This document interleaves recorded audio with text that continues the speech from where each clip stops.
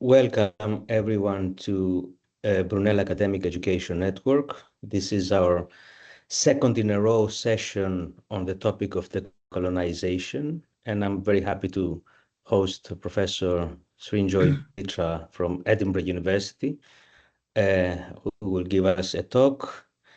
Srinjoy is an expert in medical electronics in the School of Engineering, but he also, apart from his subject-related research in medical electronics and neurotechnology, he also has a keen interest in techno-social aspects of ICTs, and especially has critical views on what he calls techno-solutionism, and also keen interest in decolonization. So, Srinjoy, if you can, do you have any slides for us?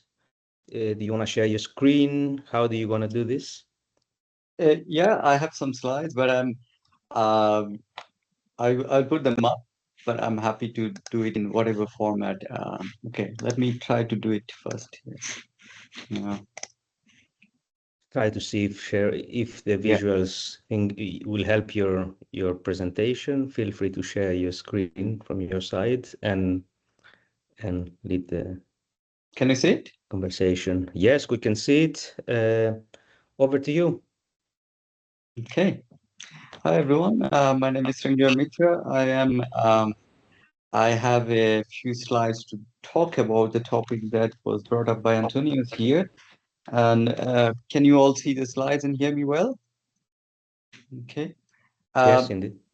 uh, I have to say this is a set of slides that I use for multiple different community of people. Last week I was talking to a group of students in Berlin, and it's the same slides.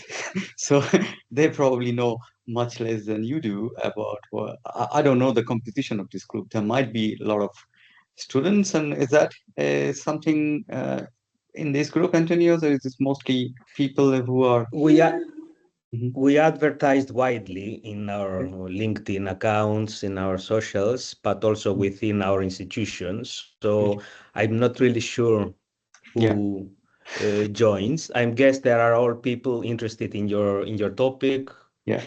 academics or students. Okay. So I'll probably, because when I talk about these things, because I come from a technology background and in School of Engineering and around places like this, there is a very little understanding of what I'm talking about even. And then I need to give some initial, let's say, background. Um, okay, so the title of the talk is A Decolonial History of Techno-Scientific Innovation and the Perils of Modern Techno-Solutionism. That's kind of what I am interested in as a research topic as well. I work on these along with my everyday work.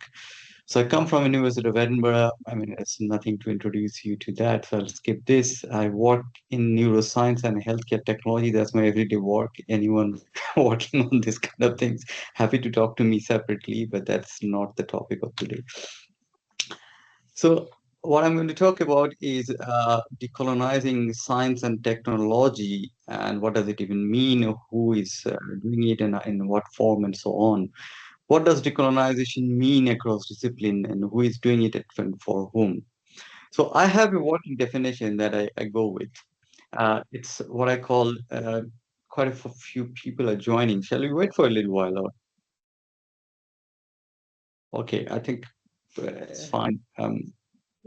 Okay, so Go my ahead. working definition is decentering scientific knowledge from an Eurocentric perspective, and I understand how colonialism shaped historical and technological development and confront the neocolonialism sustained by innovations in applied science and technology.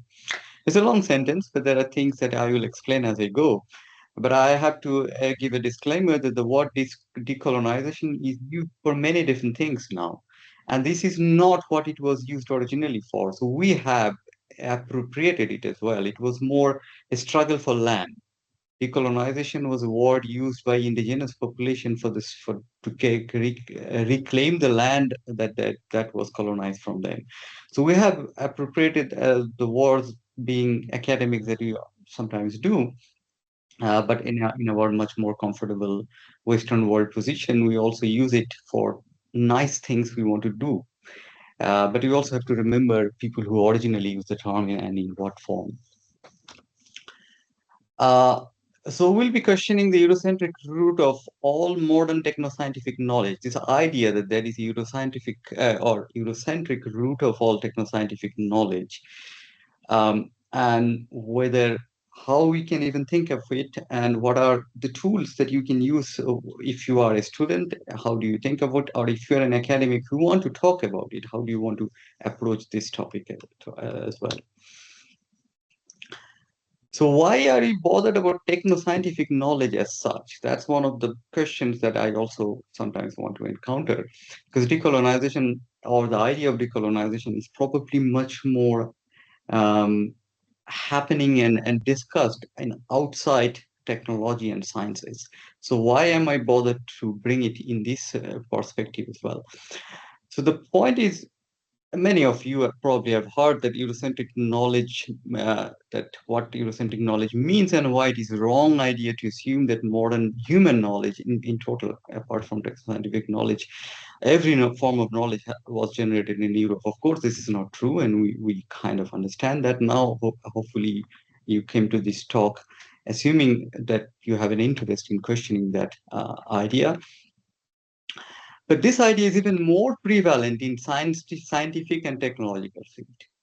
Even if a social scientist or a historian or a philosopher might have questions of it of their own, in science and technology, this is much more prevalent, and people often don't even consider questioning that.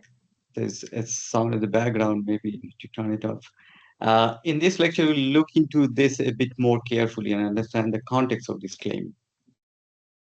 Though we'll be mostly drawing examples from science and technology, but what we will discuss is probably relevant to other disciplines as well. This is primarily because all of pre-modern scholarly research was considered, or researchers were considered, natural philosophers. So the term we use, a scientist and so on, are much more modern term. Everyone was a natural philosopher, and they dwell between multiple fields in any way. They were also scientists in some form, but the specialty topics of STEM and arts and humanities are a modern creation. So even if we talk about technoscientific knowledge, it's probably knowledge in all disciplines as well. So there is a circular argument here. If we, that's probably a different point to discuss later. But just sticking to, sorry, again, someone has their, because I can hear it a lot. So anyway, okay, it's all fine. If you, Antonius, I hope you'll be able to handle those.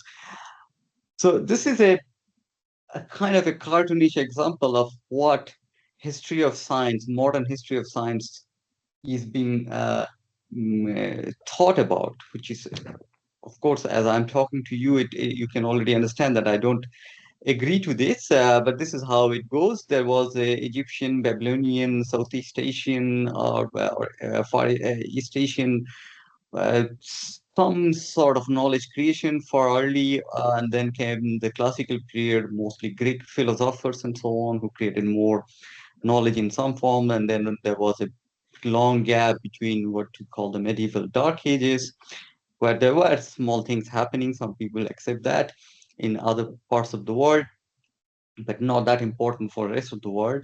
But basically, everything came into begin again during scientific revolution of big names like Copernicus, Descartes, Galileo, Newton, and so on. Again, smaller things probably happening in other parts of the world. And then eventually the modern and big science, and Darwin, Faraday, Kelvin, Maxwell, Einstein, and even finally the US funded big science that kept on happening even now. So on all of these, there were people in the periphery, but not the most important people. So most scholarly textbook will still talk about history of science in this way. Yeah. I mean, if you are a student of history of science, you will probably can pick up any history of science textbook and see more or less the same thing. To believe this story is a belief in European exceptionalism. So Europe generated modern knowledge, modern technoscientific knowledge, and everyone else kind of used it, and there were a little bit of information coming from different parts of the world. Well, That's a big belief, and I mean, there can be things that people have tried to show that this is exactly the story. Nothing else is true in this world, and that has been the case for a long time. But I'm going to tell you a little bit of alternative story. This is, of course, not my own perspective. This is also a perspective, a narrative that has been coming up much more in scholarly work these days. And because this is a new field of study, so it's not as common for everyone to understand it as you know about the other story. So if you accept that the intellectual capabilities of all people or all groups of people, average intellectual capabilities of all groups of people all around the world are similar, how likely is the story that only some people manage to create the knowledges that we consider important? I think that's already a big question, right? I mean, if everyone had the capability of doing research or doing intellectual work, if they had the time and resource, that's the most important thing. If they had the time and resource, if they had if the capability of intellectual pursuit is equal for all people in the world, if you accept that, how likely is this story that it's only happened in Europe? Let's get back to a little bit of how the world looked before this story started to take more crystallized a little bit. So this is what you call the Eurasian world order around 1500. There is a more specific word called post-Timurid world order, which is a term used in international relations. It's after the fall of the Chinggisid dynasty, or descendants of Genghis Khan, who was ruling most of the Eurasian uh, let's say the world, the Eurasian landmass, and from almost all of the east to west, there was a landmass that was ruled by more or less Genghis Khan's descendants for a long time. Right after that, after the fall of that, this is how the world looked like. There were smaller empires that formed in all around this world, and these empires were not equal in size. Of course, there were the Roman Empire, the Spanish, the Portuguese, the England, and Habsburg Empire. They were all uh, decent size, but there are also big empires all in the other parts of the world. There were Ming, there were Mughal Empire, the Ottoman Empire, Safavids, and also Deccan, and so on. There are lots of people around the world. So if people wanted to do interesting and new things, if they had the capability, if you assume that everyone has the intellectual capability, other nice things will probably have happened all over the world. And of course, we are still not including the African continent and the Americas, which also had a huge amount of population living there. And these are all estimates. So these things could have appeared from anywhere in the world. Anything interesting could have appeared. So until this time, the far east corner of Europe, where we think all of the modern knowledge has been created, was rather inconsequential part of the globe. Most of the interesting knowledge actually was happening in Chinese, South Asian, Arabic, Latin American civilization that we know of. We don't know even other things that probably have happened in Australia or some African populations, because there is not enough research done either. So, but we know that there was definitely a lot of interesting work happening in the parts of the world that we managed to do some research on. When European traders actually met some of the people from these other parts of the world, they had almost nothing to sell, because whatever they wanted to sell was not of any interest to them, because they had much better technological and artistic knowledge to create them on their own. So the things that they had to buy, most of the things that they bought, like that were important at the time, textile dyes, jewelries, and so on. Of course, spices, which is not a technological development, but otherwise there's a lot of things that people in Europe bought from other parts of the world, and in much larger quantity than they could sell anything to them. And this is very interesting conversation that we can go into, but how European leaders actually approach the big emperors or empires of South Asia and Far East Asia, saying, like, this is a letter that Elizabeth I wrote to Akbar, the emperor of Mughal Empire at that time, just to get an audience with Akbar.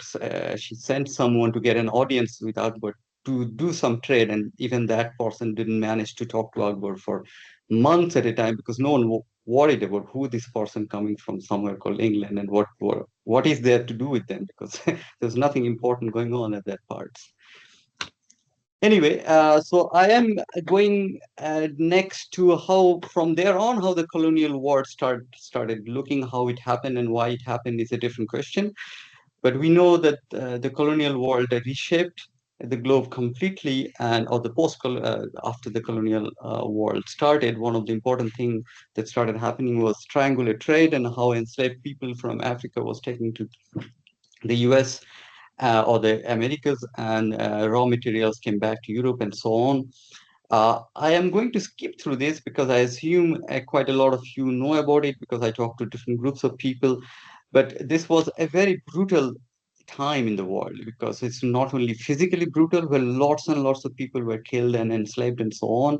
It was also a massive destruction of natural resources and resources in general. So the GDP of China and India came down from 25% in 1650, 25% share of the world, to less than 5%. And the post-colonial extraction still keeps on happening. And there's excellent work by Jason Hickel and others showing that how much post-colonial extraction keeps on happening until today is called due to the unequal exchange of labor, say. So this is how the world looked like. So there were a small group of, as we know, a small group of countries in the Western Europe who colonized the rest of the world. And this is the green parts of the world that were colonized, and these were the European nations. And that is roughly how we break what we call today the global North and the global South, apart from some parts in North America and Australia. Everything else, every other part of the colonized world is now global South. Of course, here we are talking about the capitalist settler colonialism of Western Europe. I have to say there are all sorts of other colonialism that happen in the world and is still happening. And some of them include the current Russian colonization of the entire Russian world, or say elites of the Russian people. Similarly, the Han Chinese people who are still colonizing the rest of the Chinese or the population in the world that is we call China, the elites of India who colonized Dalits and a lot of other people who were indigenous to Indian Peninsula for much longer than they were.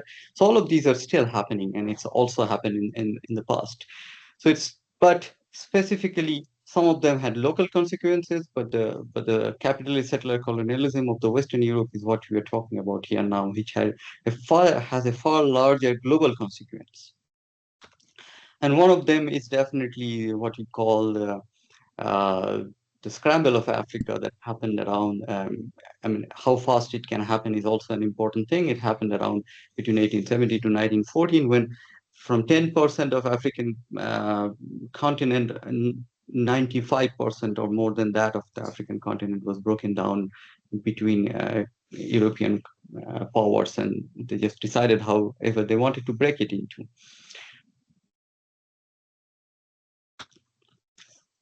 Okay, so that's a very brief history of the colonial world itself. So here we come to, again, a history of science and technology, and how we can see, how we can understand the development of modern science and technology, knowing what we know about post-colonial or the pre-colonial, colonial, and post-colonial world. So Joseph Needham was one of the first person who started thinking about this. Again, this is a person that we know. This is also a Eurocentric understanding. I'm sure lots of people in Southeast Asia or in Latin America and China thought about how we can talk about non-Eurocentric knowledge in this form. But Joseph Needham is a very popular figure or well-known figure who first apparently asked this question: why modern science had not developed in civilization X but in Europe? And why did Western science suddenly find itself in 1500 and catapult to the top? Joseph Needham wrote a number of books around this topic, and he's still one of the forefathers of history of science. or looking out into history of science in a decolonial perspective. He was actually a biochemist. He went to China and started working in it and started understanding how biochemistry was already done in China prior to how Western knowledge seeped in. But there are also more recent people who are, again, looking into it in a different way. One of the well-known figures is called James Del Burgo. He's yeah, and he has some interesting books and also a course on this, and he talks about this in this way. There's a deeply ingrained idea that Western science uniquely brought about modernity, and this continues to capture the undergraduate and public imagination through popular culture and even various history of science textbooks. So exactly what I was talking to you before. So, but we want to break through that, and we want to make other people understand that this is not entirely true. So knowledge was always circular, as knowledge will never develop in one place. It's still not, and it doesn't. So it's the circularity of the knowledge is what we want to bring up here. So knowledge was produced in all parts of the world, and it went back and forth. And as it got crystallized and became the modern knowledge, it was definitely not starting and finishing in Western Europe.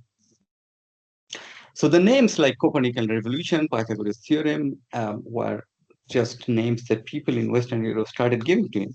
Copernican revolution is people have already noted down things that Copernicus developed on top. So even in Copernicus' own written books or that we know of, we can see that he had probably had got things exactly similar to what Arabic mathematicians were using. Sometimes Copernicus' symbols are exactly the same because he was probably continuing the same research that was done in other places. So there was no surprise in continuity of knowledge, and people often didn't cite references to other people whose work they took, because that was not the norm. But it didn't mean that they continued other people's work. Like Pythagoras theorem was, this is quite obvious now that Pythagoras is definitely not the first person who developed this. And there are multiple sources all around the world, even thousands of years before Pythagoras, that people already knew about this theorem. So these are not surprises anymore. Even the discipline of history of science is a European construct, and that's why people have to give these names, and that's what we continue now.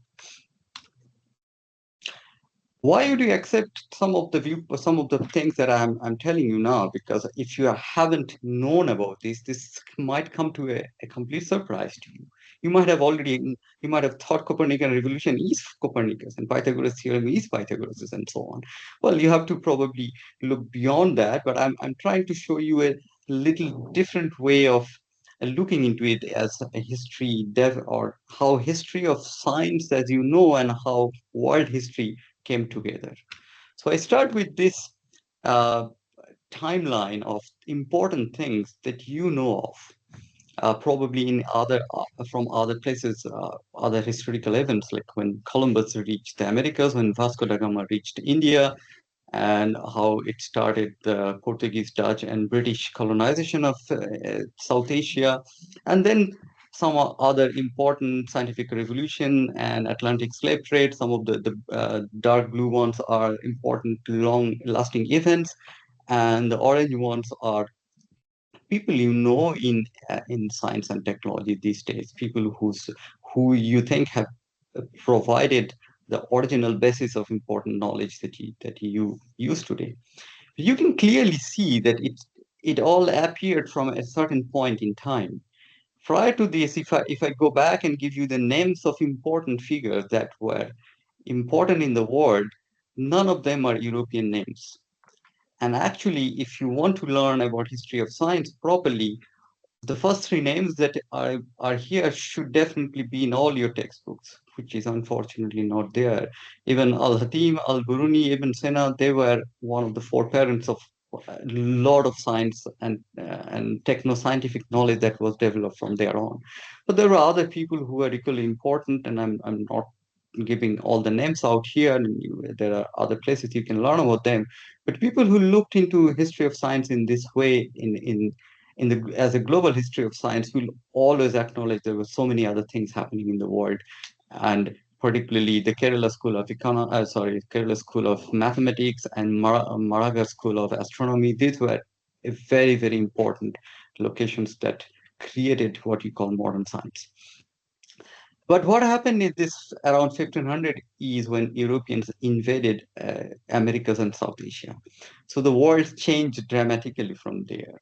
And along that, two other things also happened. There was the fall of Granada, the last Islamic empire in Europe, and the enclosure movement in Europe. Those two things happened more or less around the same time.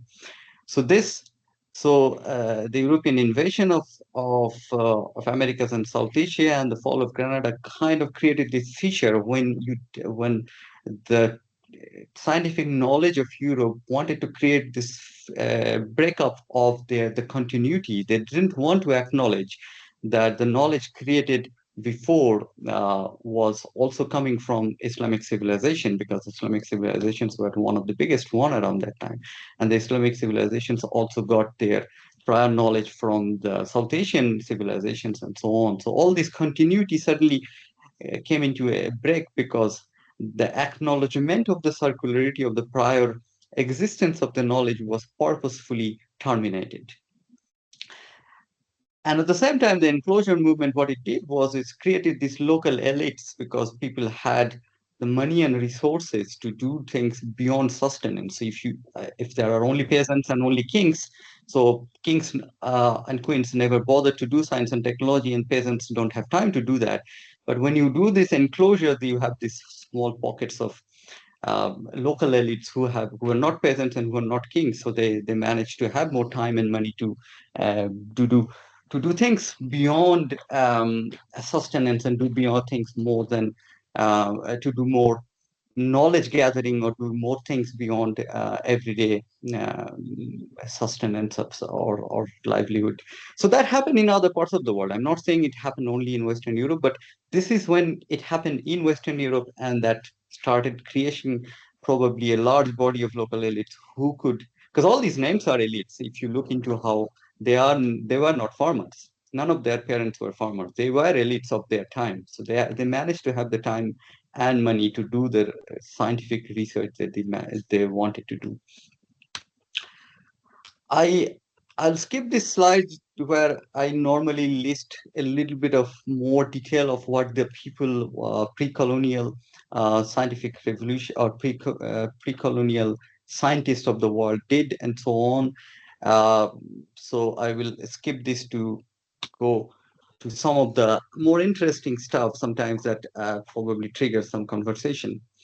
So let's think about what were the key scientific achievements very early on that we think happened in the Western world. And one of them is definitely what people call as the superior naval technology of the West. The naval technology, the reason that people went out and maybe conquered, not conquered, but yeah, in some way managed to do these explorations was a very important aspect to create this narrative of superiority in Western Europe. But if you look at the world history in a slightly different way, you will see that the first Western ship that ever crossed equator was at 1485. It took much longer from then to encompass the African Peninsula and finally to reach South Asia and China and so on. Far earlier than that, in 1495 to 1423, there was Zheng He, who was one of the admirals of Chinese king at that point, made this purple-colored journey 7 times. They moved around these 7 times and didn't colonize the world. They did it probably for trade, probably for curiosity, for whatnot. We don't know exactly, because suddenly after they're doing this for 7 times, they stopped. And the Chinese emperor didn't want to spend money on that. And again, then the Qing, from the Ming dynasty, the Qing dynasty came over, and the whole interest of exploration went down very quickly. So the naval technology was definitely there and much more superior. And you look at this figure here. So the bigger one is Zheng He's ship in what we know of from the archaeological reconstruction. And the small one is Columbus's ship.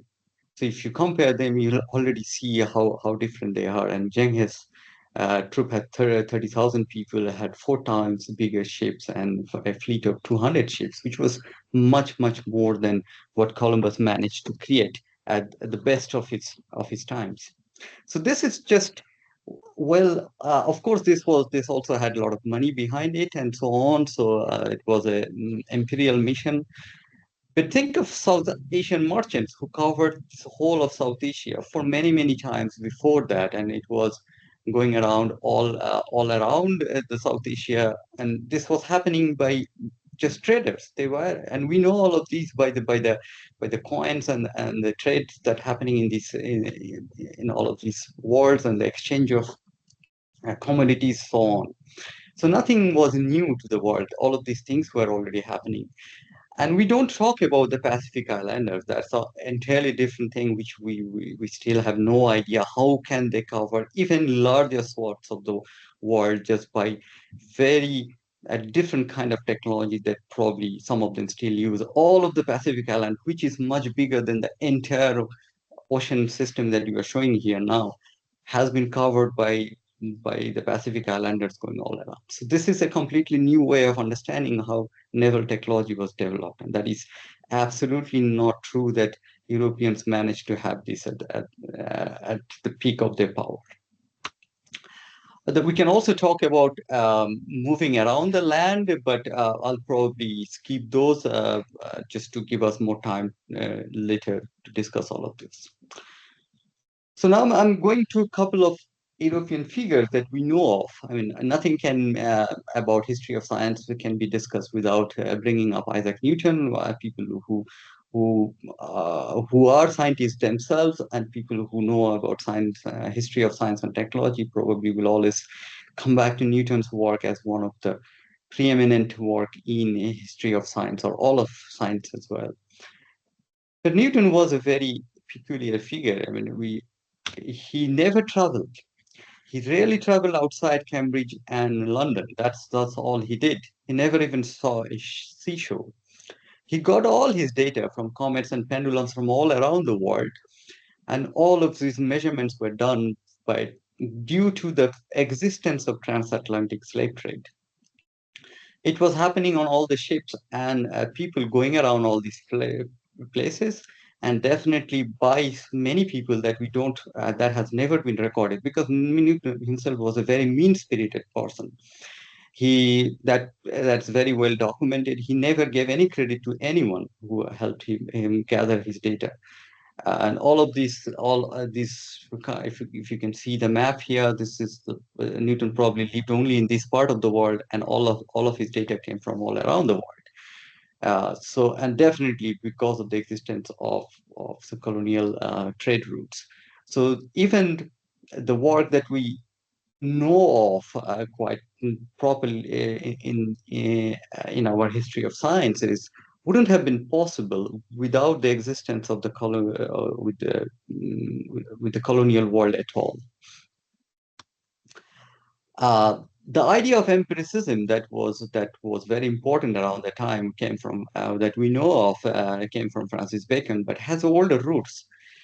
Francis Bacon was very much interested in Roger Bacon's work, who wrote the first book called Scientia Experimentalis, which was the first book written in empirical sciences. Like how do you do experiments and get data out of it and use that to create hypotheses and so on.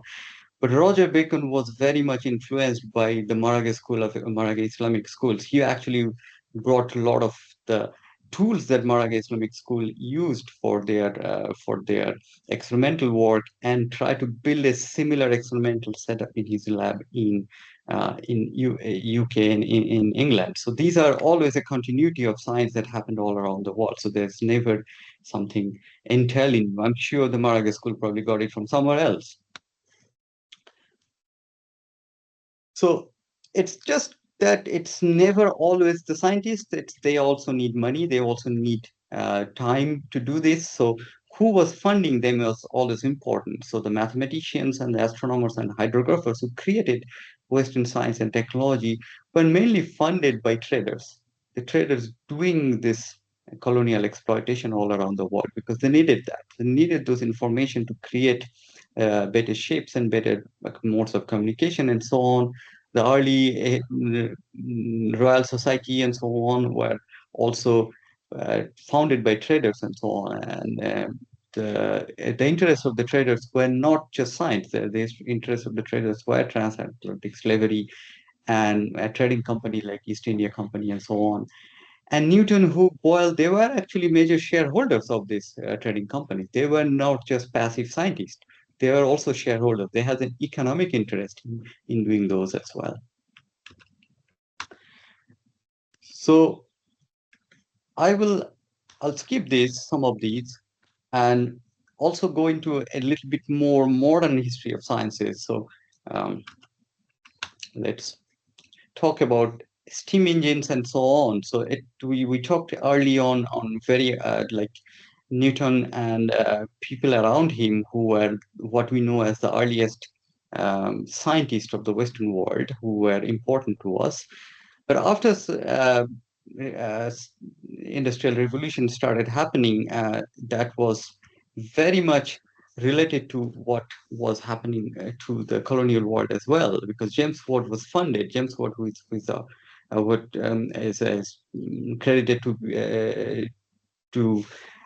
create the first steam engine, was very much funded by Atlantic slave traders of enslaved people. And Carnot and Kelvin, who perfected the steam engine later, was also very interested in those steamboats being used for the triangular trades, and also the steamboats that managed to go deeper inside Africa.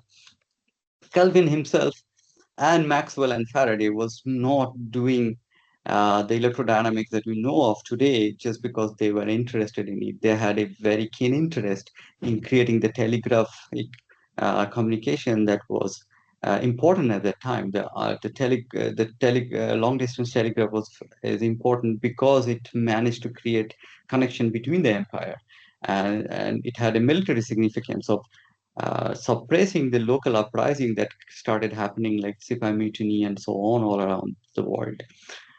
So the uprising against the empire. And Kelvin was even one of the owners of one of the biggest telegraph companies who created these cables and so on. We also know about computing. Charles Babbage's work was not entirely because he was interested in computing. He started from his interest on how labor will be developed, or how labor can be automated in farms and so on his book on the economy of machinery and manufacturers. And this was partly an interest he had from how prior to that, labor in plantation was broken into smaller groups of people, so that it was much easier for plantation owners to monitor how the work can be controlled and can provide better output rather than just leaving people working on their own. So there is a long history of connection of what we consider today as sciences that were completely devoid of any colonial history. It's never entirely true. You can connect them back to very important points in history, why something was developed and what was developed and so on. I will probably spend a little time from now on what I call techno-solutionism of today, and how the history of the modern world is leading us to something of a neo-colonial world order because of our interest in technological solution for many things that we consider important. So we clearly know that the world is not equal at all. The world is quite unequal, and if you look at the GDP, per capita GDP of the global north and the global south, which has been tracked down by UN Conference on Trade and Development for quite a while, has been diverging significantly over time, and particularly around the age of what you call ICT and Industry 4.0 and so on. And this still includes China as a global south, which is a difficult thing to say whether China is global south or not today. But if you remove China out of this, the rest of the global south will show will come out as far worse than what I have shown here.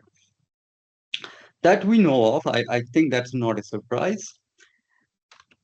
But we also know one of the impacts that are bothering all of us here today, and it's global warming and the average increase of the temperature, Earth's temperature, as you go on year after year. And this is 2025's increase in temperature during all throughout the year. But how are you and I bothered sitting in a comfortable offices in the Western world bothered about that? Not much. It's just a nuisance for most of us, and nothing more than that. But what we have today, just the impact of today in global warming, forget about what it will be in a few years down the line, is felt by people in really incredibly difficult situation if you consider the rest of the globe. So this global average temperature, which is an average temperature rise, what it creates is something called a wet bulb temperature rise all around the world. Wet bulb temperature is a temperature which includes the humidity and wind speed and everything. And a wet bulb temperature of 35 degrees centigrade is fatal. If you and I, a healthy human being, will face a 35 degrees centigrade, we'll probably die very soon. But various parts of the world is already reaching a wet bulb temperature of 32 degrees centigrade, not once, but multiple days in throughout the year. So now New Delhi has a wet bulb temperature of 128 days of 32 degrees centigrade of wet bulb temperature. That's what is happening today. Imagine how people are working today, how they are doing any intellectual work at all. So it's not surprising that there will be much less techno-scientific development happening from some parts of the world compared to others. If you cannot have time and resource or the environmental situation around you to do anything, it's not going to happen. So that's true for many, and this is exactly the places where most of the global population live now. It's not where the Western Europe or North America or Canada or Australia, where these changes are happening every day. So that's one thing. And the other thing is, who has money to do research for any of these? So if you compare the amount of resource that goes into what we call the public funders of today, the Horizon UK, EU Horizon, the UKRI, the NSFs or DARPA and so on, this is the funding they get, funding they can do for yearly funding. Horizon's yearly funding is around 11 billion euro per year. So this is the funding they have for the entire year for all sorts of research, not only technological research, for social science research, for medical research, and so on. And this is the amount of money Amazon or Alphabet or Meta does every year. So this is the amount of money they can put only in R&D. So that completely skews the understanding of what is important, what kind of research is important to do and what is not. Because they're not only companies, they are ICT companies, they're technology companies. They are clearly technology companies who are interested to develop more technology and sell it to us. These are also the biggest companies in the world, the biggest companies the world has ever seen. Nothing comes close to them. They're also American companies, that's a different point. So these are the companies that are bigger than anything else that the world has ever seen.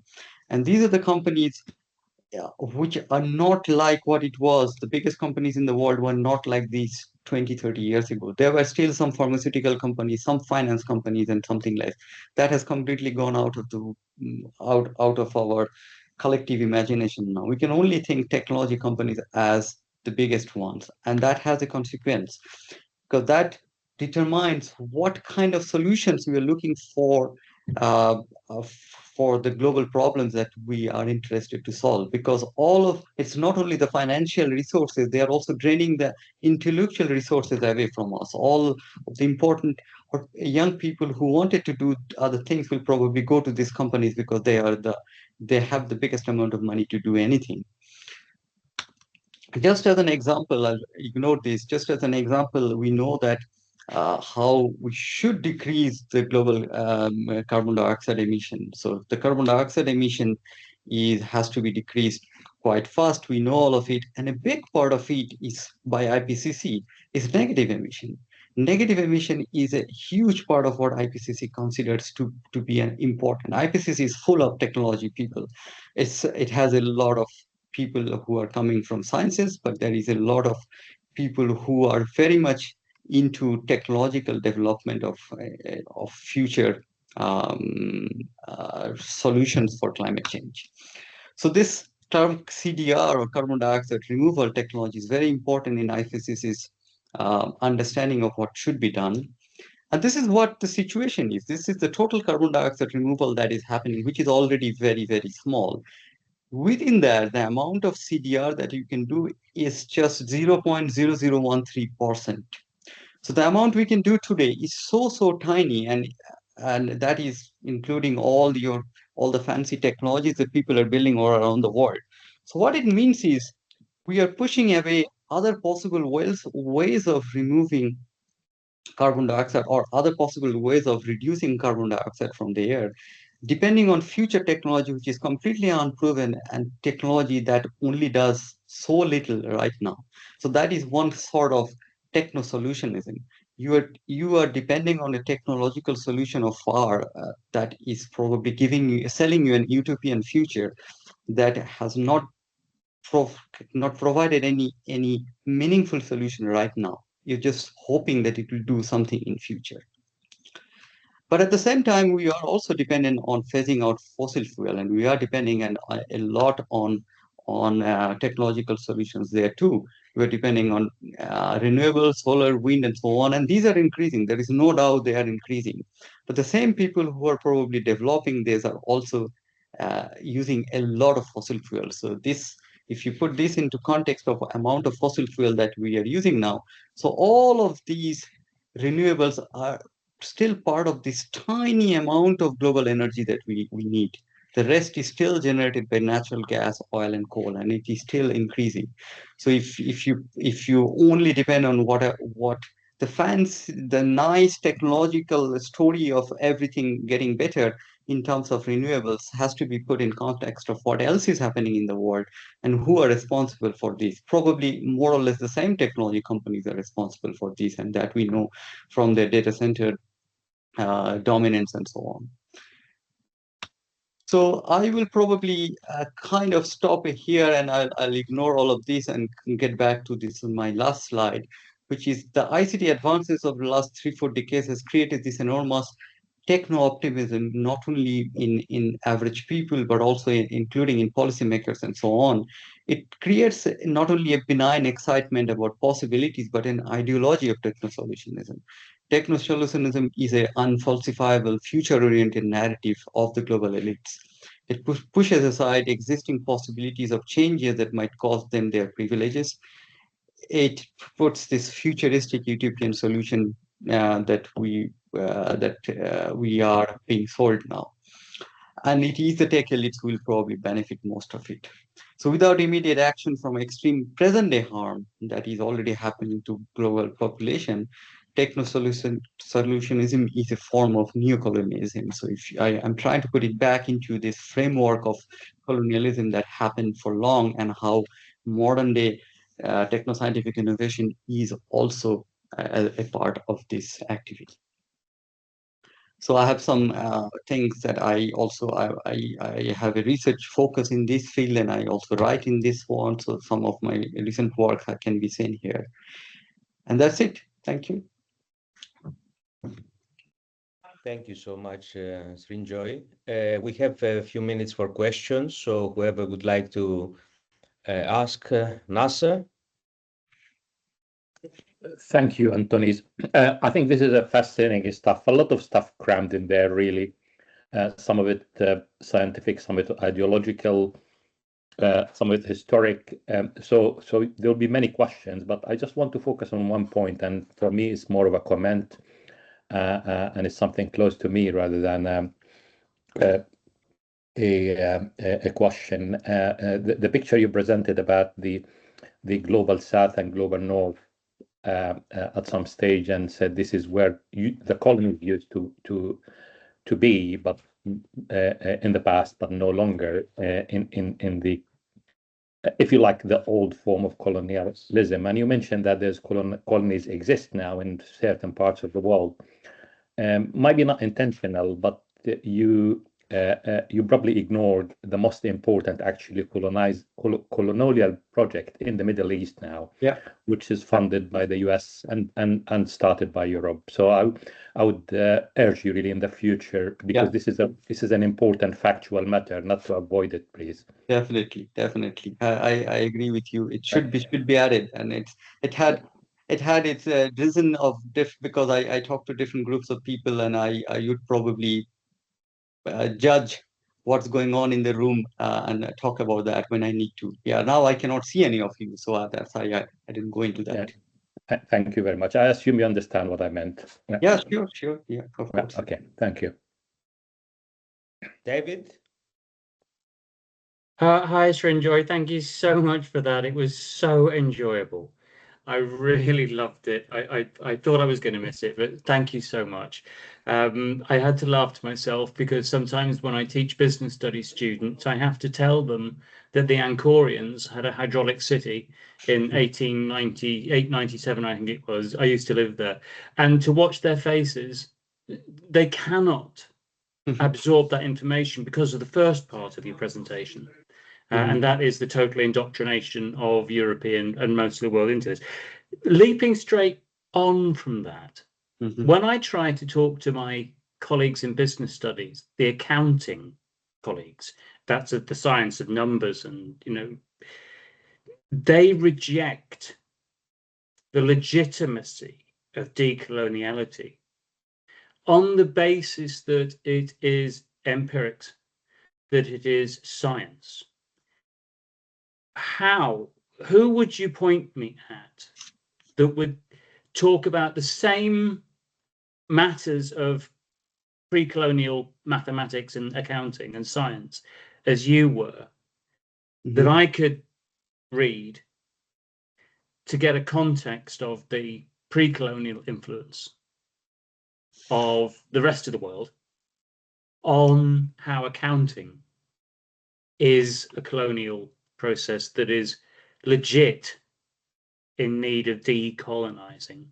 I read Hobson's The Eastern Origin of Western Civilization first a long time ago, but I'm finding it difficult to make a convincing argument that actually accounting is just as legitimate for decolonization as a science as all the others that you've pointed us to today. Sorry for the length of the question. No, that's fine. I mean, you can just point out that Western accounting didn't have zero for a very, very long time, even until 1600, even late.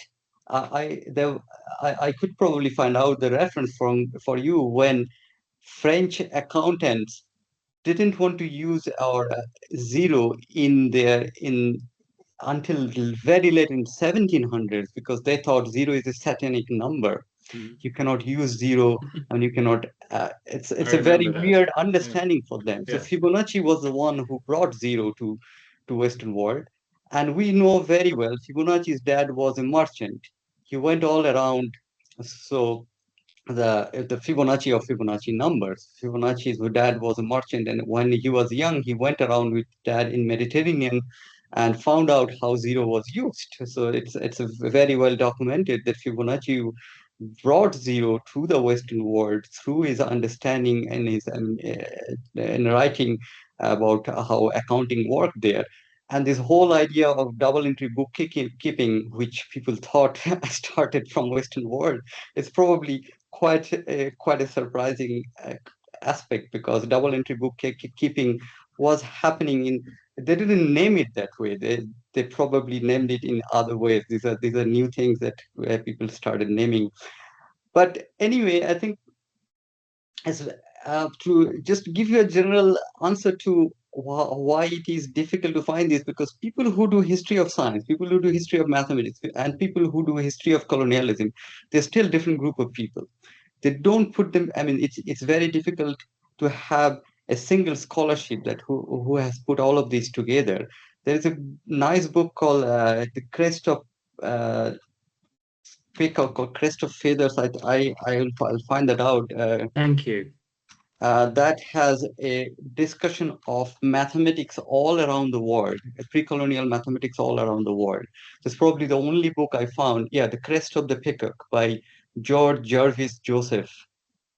That's the only book I found which talks about the history of mathematics from all around the world. Of course, it's a difficult thing.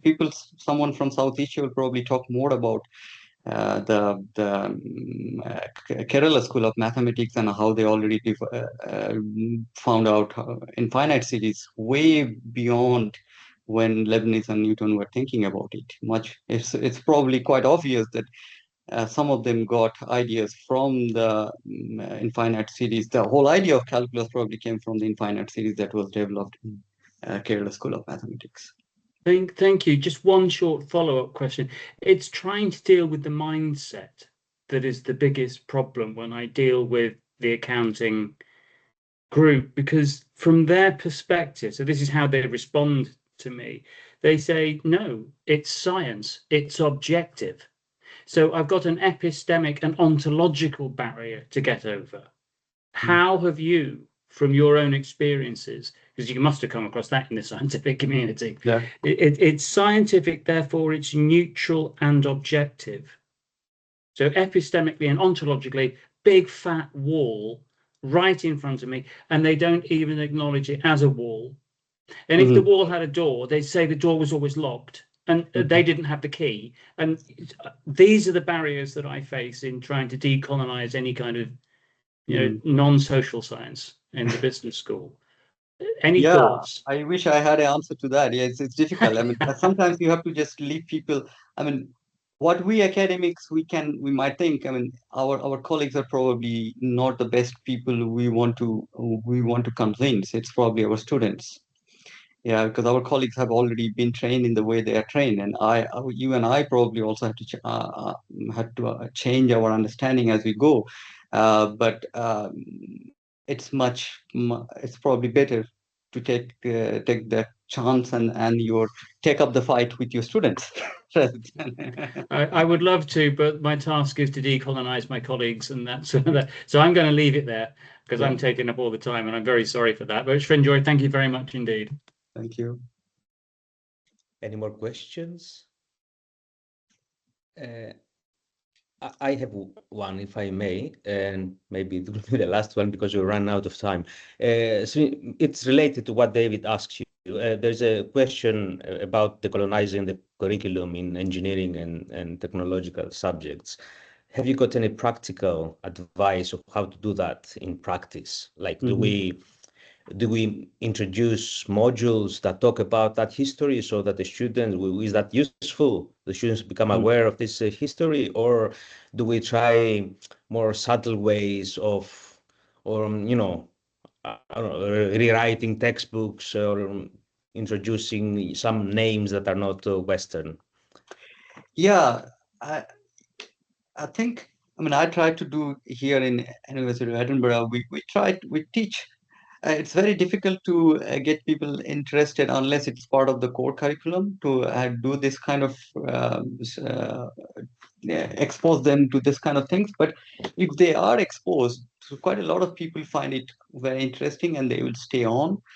And I would say one of the key things that you can talk to them right from the beginning is that everything that we talk about in at least the basic sciences probably was wrong when we were wrong. I mean, not the sciences is wrong at the point of naming it to a person. So any of the formulas or ideas and so on, Snell's law of optics and Newton's law of this and so on, probably all of them were developed by a group of people or someone, at least in other places or at least somewhere which has not entirely given credit. So that is one way of at least bringing up this conversation, creating this, I would say, this first shock that whenever you think that some scientific idea has been named after a person, that's a historically a thing that we shouldn't be doing anymore. None of the scientific ideas were ever possible to be created by one person. That's how science and technology works. It's never one person's work. It's always a continuity of work, and that probably takes you to other discussions and so on. And if we had a chance, we'd probably stop naming any formula on any person, right? I mean, if some people do that and so on, so that would be a good way. So think some of the things that they already know, and you can if you can tell them that, yeah, these things are probably not the right way of talking, but we still have to because of how it has developed. Yeah, could be an interesting way of introduction. Thank you so much. I'm afraid we're out of time. Thank you for Srinjoy for the thought-provoking conversations. Thank you all for attending. Keep an eye out for more events that will be coming out from Brunel Academic Education Network. Have a lovely weekend. Thank you. David, you'd like a last just comment? a very quick request. Please, can we have Srinjoy back to do a workshop version of this in some form or another? I'm the most excited I've been in the business school for years. Thank you very much. Thank you. I can talk to someone else in future if necessary, definitely. Okay, bye everyone. Thank you everybody. Bye. Have a good weekend. Thank you everyone.